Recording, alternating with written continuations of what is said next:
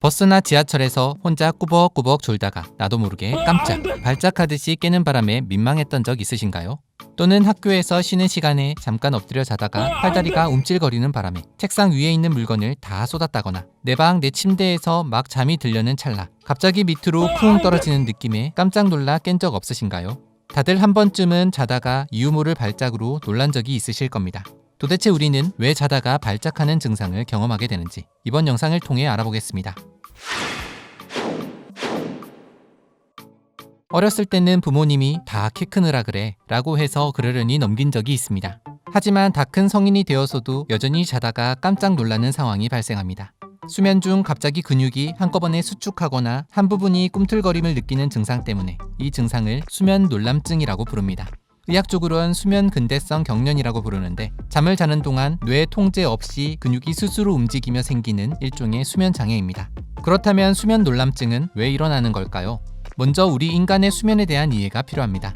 인간은 누구나 활동을 하고 나면 몸의 휴식을 위해 수면에 빠지게 됩니다. 인간의 수면 단계는 일정한 뇌파를 통해 1단계인 얕은 수면, 2단계인 가벼운 수면, 3단계인 깊은 수면, 4단계인 서파 수면, 그리고 마지막 단계인 렘 수면, 이렇게 총 5단계로 나뉘게 됩니다. 잠이 막 들기 시작하는 1단계는 반수면 상태에 가까우며 외부 자극에 쉽게 깨어날 수 있는 상태입니다.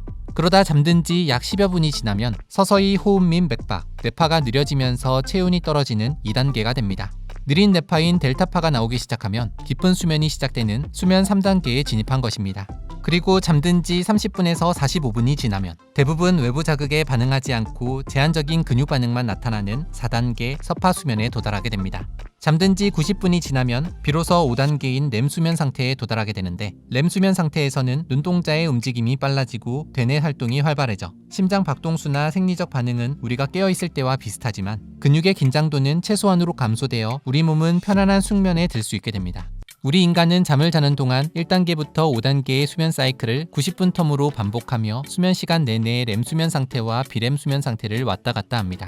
수면 놀람증은 이 사이클 중에서 렘 수면과 비렘 수면 사이 경계에서 주로 발생하고 또 얕은 수면 단계에서도 자주 발생한다고 합니다. 아직까지 정확히 어떤 메커니즘으로 일어나는지는 밝혀지진 않았지만 이와 관련된 연구는 세계 곳곳에서 진행된 바 있습니다.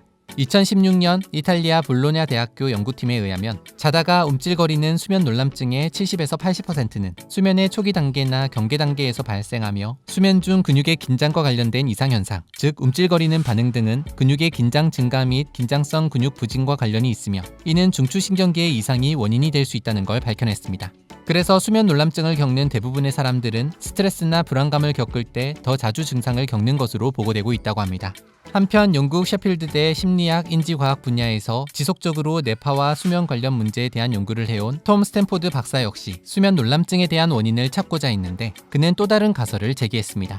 우리 뇌에는 인간이 수면에 빠지는데 중요한 역할을 하는 망상활성계와 VLPO가 존재하는데 망상활성계는 뇌를 활발하게 유지시키는 역할을 하며 보계측 시각교차 전액이라고도 하는 VLPO는 뇌파를 억제하여 수면을 유지하는 역할을 한다고 합니다. 즉, 망상활성계와 VLPO는 우리가 잠들고 깨어나는데 상호 보완적인 역할을 하고 수면과 각성, 즉 깨어있는 상태를 조절하게 되는 것이죠. 그런데 톰 스탠포드 박사는 이 망상활성계와 VLPO의 불균형으로 인해 수면 놀람증이 발생할 수 있다는 가설을 내놓았습니다.